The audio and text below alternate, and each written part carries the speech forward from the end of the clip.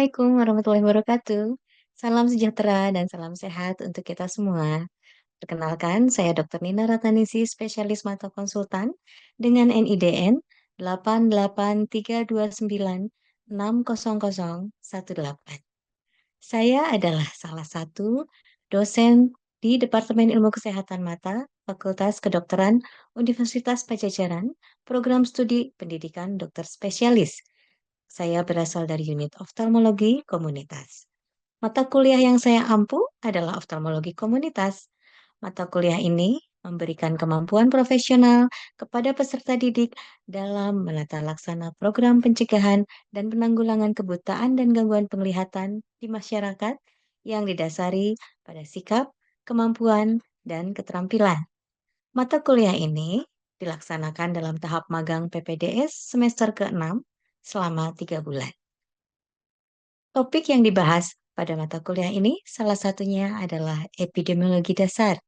Tujuan pembelajaran pada topik ini adalah untuk memahami konsep dasar-dasar epidemiologi untuk kepentingan melaksanakan penanggulangan gangguan penglihatan dan kebutaan di komunitas.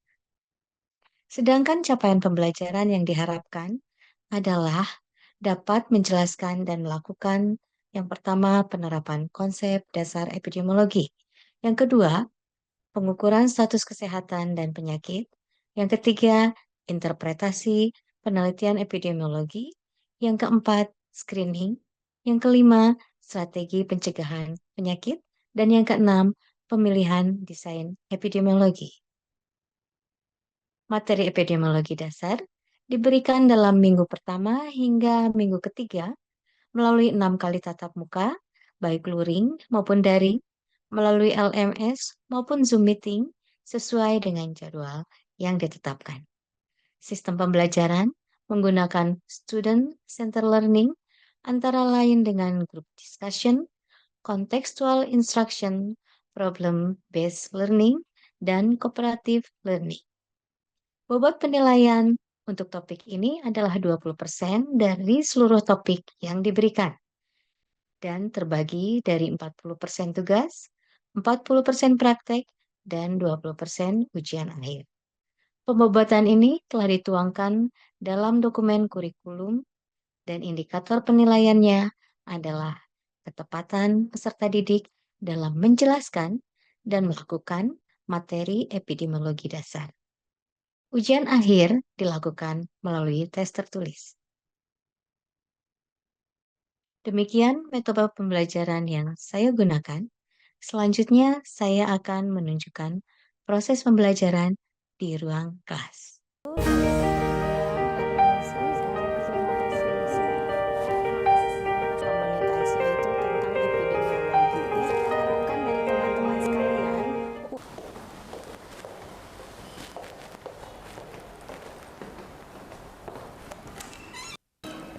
Assalamualaikum.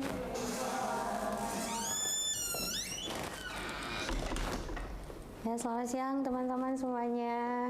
Ya, selamat datang di unit oftalmologi komunitas. Ini hari pertama kalian ya masuk stase di Ofkom. Ya, kalian akan berada di Ofkom selama 3 bulan. Ya, 3 bulan ke depan kita akan banyak berinteraksi, melaksanakan praktek, melakukan tugas, dan juga belajar berbagai keilmuan yang berkaitan dengan komunitas. Ya, saya Dr. Nina Ratnanisi, saya salah satu pengampu di oftalmologi komunitas. Ya, nanti insya Allah 3 bulan ke depan kita akan terus berbarengan ya membahas ini, dan untuk satu topik masalah yang sekarang juga kita akan membahasnya selama 3 minggu ke depan. Ya, untuk beberapa materi dalam topik epidemiologi ini. Mohon izin memperkenalkan diri dok, nama saya Muhammad Lutfi Heriana, biasa dipanggil Lutfi. Saat ini saya semester 6, asal saya dari Sumedang. Orang Sumedang, oke. Ya, selamat datang ya, nanti kita akan berinteraksi, silahkan. Yang kedua, mangga. Terima kasih untuk kesempatannya. Perkenalkan, nama saya Antaya Casey, saya biasa dipanggil Casey. Dokter Dia, silakan dok. Dokter, selamat siang dokter. Siang. Terima kasih untuk kesempatannya. Perkenalkan, nama saya Dias Nazir Setiadi. Saya biasa dipanggil Dias dokter. Oke, siap. Silakan dokter Gloria. Selamat siang dokter, terima kasih atas kesempatannya. Izin memperkenalkan diri, saya Iya. Gloria Eka Fadia, bisa dipanggil Gloria. Saya Oke. domisilinya di Jakarta dok asli. Oh, oke, silakan. Lanjut dokter Erika. Siang. Terima kasih atas kesempatannya. Mohon izin memperkenalkan diri. Nama saya Rika Anggraini, biasanya dipanggil Erika dokter. Oke, makasih. Siap. Terima kasih sebelumnya atas Untuk pembelajaran adalah nanti setelah selesai nih kita belajar ini, teman-teman bisa mengetahui komponen-komponen kunci apa saja yang ada di dalam definisi epidemiologi. Kemudian yang kedua, teman-teman harus bisa mendefinisikan kebutaan itu dengan jelas ya, karena definisi suatu penyakit itu sangat penting dalam epidemiologi. Yang ketiga adalah diharapkan teman-teman tuh bisa membedakan yang mana angka prevalensi, yang mana angka absolut ya, karena itu juga sangat penting dalam epidemiologi. Kita bisa mengontrol agar bisa dilakukan pencegahan dan penanggulangan dari penyakit tersebut ya. Jadi ini tiga konsep epidemiologi, tiga kunci yang harus diingat oleh teman-teman. Nah, pertanyaan-pertanyaan epidemiologi yang terkait dengan kebutaan itu berkaitan dengan yang 3D tadi ya. 3D yang pertama, disease. Apa sih penyakit yang ingin kita tahu di masyarakat? Ya, tentunya karena di bidang kita adalah bidang mata, penyakit yang mempengaruhi kenapa seseorang bisa terkena dibandingkan orang yang lain. Itu ya determinan itu. Nah, nanti teman-teman bisa melihat penyakit itu datangnya apakah dari sesuatu yang bersifat infeksius atau dari genetik atau dari mana ya. Nah, itu nanti akan kita lihat. Ada lagi yang bisa bantu? Terima kasih Dokter Mei, sudah sangat baik. Ada lagi yang bisa membantu, menambahkan barangkali? Ya, silakan Dokter Lutfi. Izin dokter, Ya. saya setuju dengan dokter Mei, izin Oke. mencoba menjawab. Mungkin menambahkan saja untuk visus dari kebutaan itu kurang dari 3/60 dengan base corrected visual acuity dok. Ya, betul. Dengan koreksi yang terbaik. Tapi sekarang kita pakainya adalah dengan koreksi yang tersedia. Jadi misalkan Dokter Lutfi belum pernah pakai kacamata nih, ya, penglihatannya 6/12, itulah yang tercatat. Kalau penglihatan Dokter Lutfi 6/12 dengan kacamata sudah terkoreksi, tapi memang punya kacamatanya, itu juga yang dicatat. Jadi punya atau tidak punya kacamata, kondisi yang terkininya itu yang dicatat. Ya. Kalau ada seseorang dengan visus kanannya 6/18 dan visus kirinya 2/60, orang tersebut termasuk kategori apa? Silakan, ada yang bisa membantu? Silakan Dokter Casey. izin menjawab dokter. Ya. Karena dari visus mata yang terbaik 6/18 berarti masih masuk yang mild visual impairment dok. Yang mild ya. Oke, betul. Ada yang setuju, ada yang tidak setuju? Semua setuju? Oke. Selanjutnya coba yang kedua. Yang kedua itu yang mata kanannya adalah light perception, ya. Sedangkan yang mata kirinya 1/60. Ada yang bisa bantu? Siapa? Tadi sebelah kanan, sekarang sebelah kiri ya. Dokter silakan dok. Dokter, Ya. menurut aku sudah tergolong kebutaan. Sudah tergolong kebutaan karena yang terbaiknya ya. Yang terbaiknya berapa?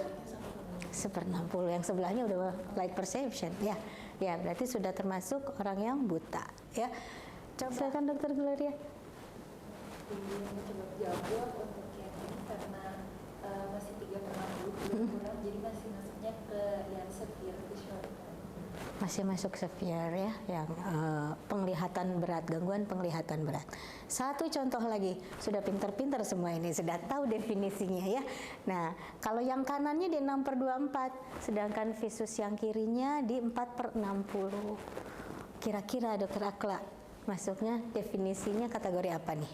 Dokter izin menjawab, dikarenakan menyebabkan visus mata kirinya 4/60, maka pasien ini diklasifikasikan dengan severe vision impairment. Severe ya, oke, belum masuk buta ya, masih 4/60. Hebat semua ya, aplaus dulu untuk semuanya tuh. Oke. Mantap, mantap. Oke, lanjut nih, definisi buta dan gangguan penglihatan kalian sudah tahu. Selanjutnya distribusi nih. Ketika negara maju mengkriteriakan kebutaan, udah sedikit orang buta di sana.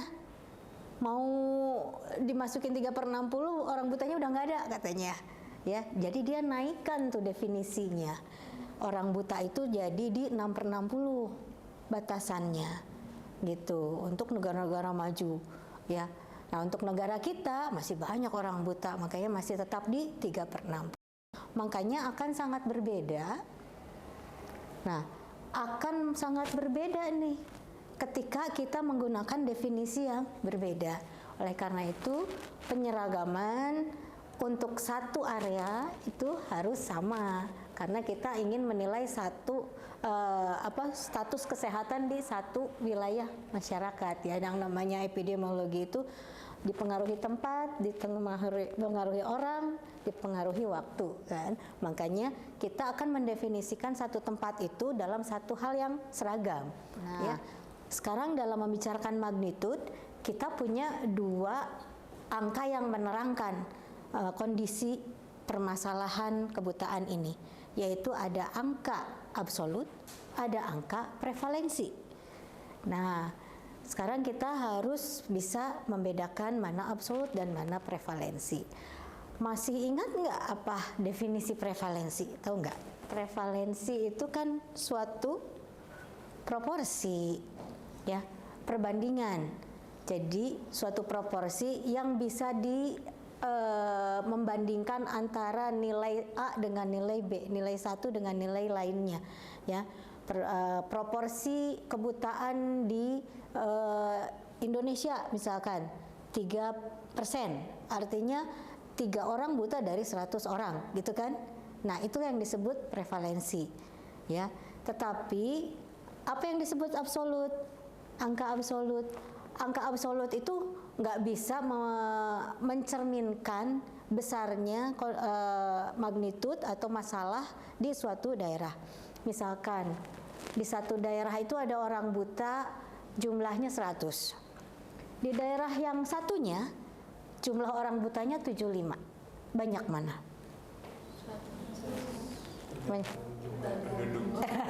Itulah yang disebut absolut, itu nggak bisa membandingkan karena kita cuma tahu jumlah si penderita, jumlah si penderita, tapi kita nggak tahu besarnya masalah, ya, karena tidak ada pembanding, ya, gitu. Nah, ada di South Asia dan itu kelompok Southeast Asia, East Asia dan Oceania.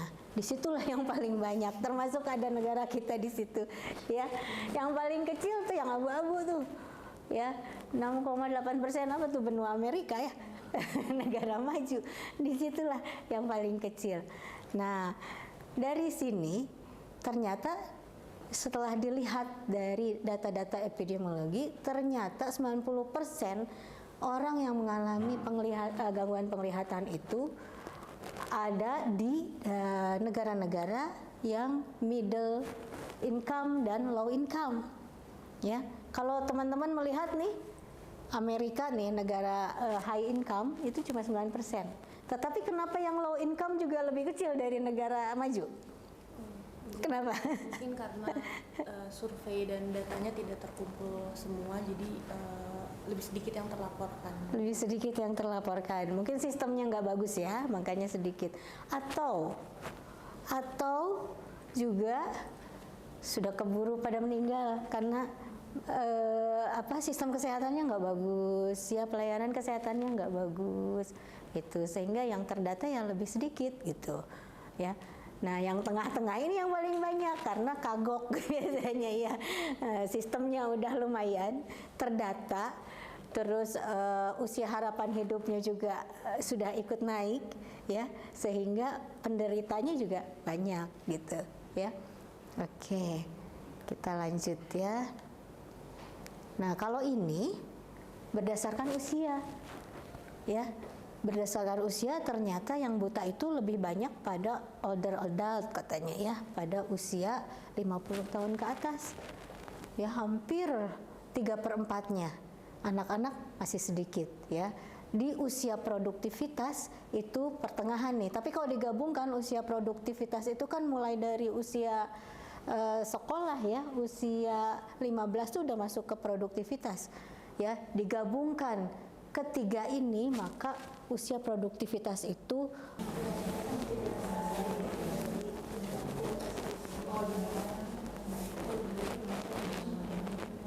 coba pikirkan 3 alasan ya, minimal 3 alasan.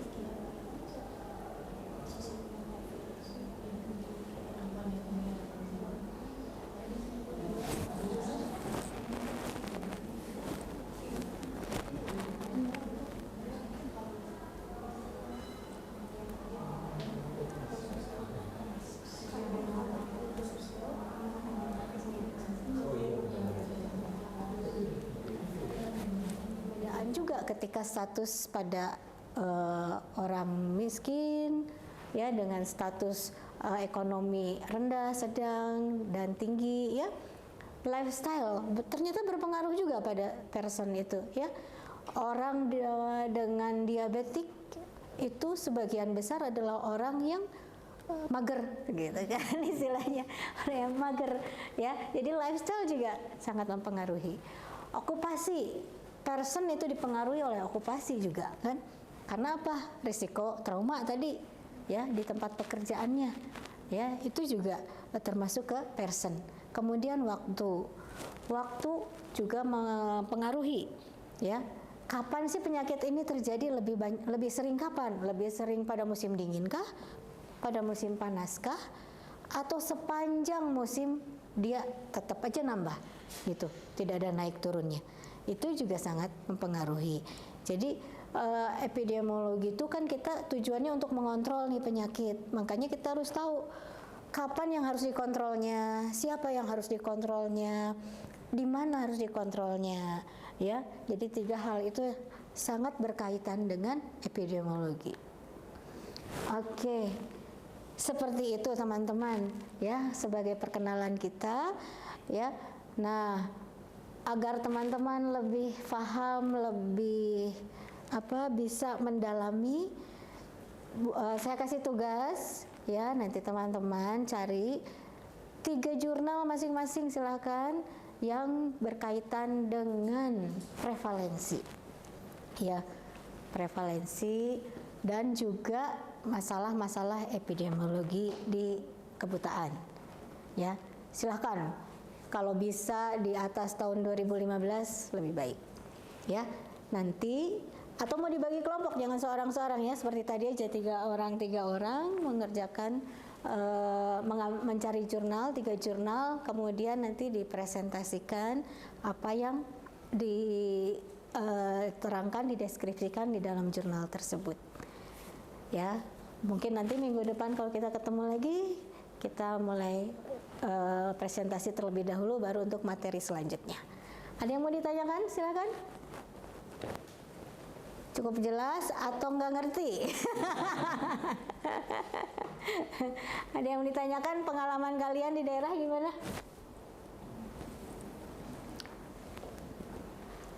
Ya, silakan Dokter Tere. Mungkin dengan kondisi geografis kita juga dan mungkin masih banyak juga pengobatan tradisional, terutama juga di kota besar ya, Dok. Sering kita melihat di pasar atau di pinggir jalan yang memberikan obat tradisional buat mata ya, Dok, siri atau cuci mata. Berdasarkan data dari epidemiologi yang misalnya sudah didapat, hal apa saja sebenarnya sih dok selain edukasi misalnya dari pemerintah Dinkes ataupun dari BIN sendiri terkait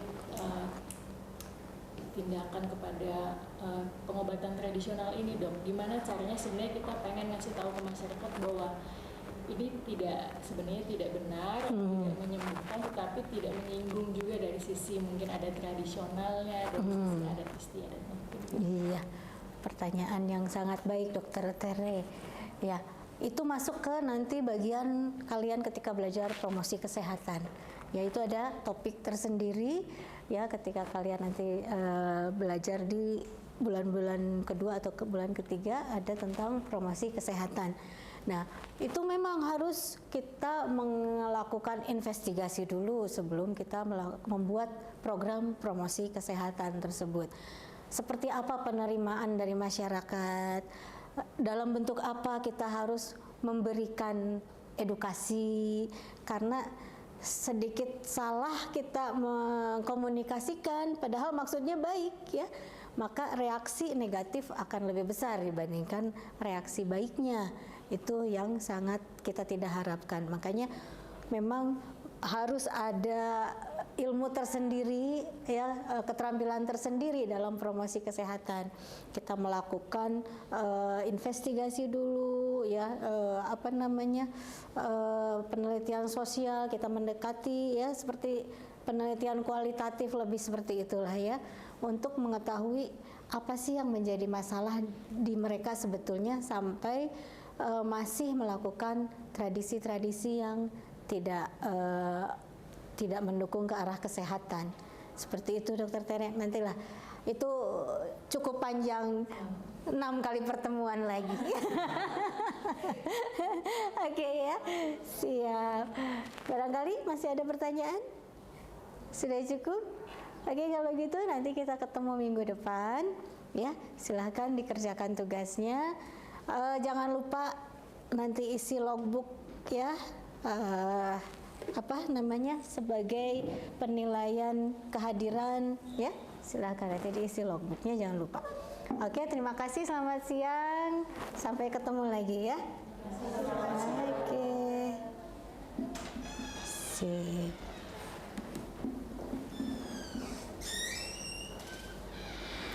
Thank you ya.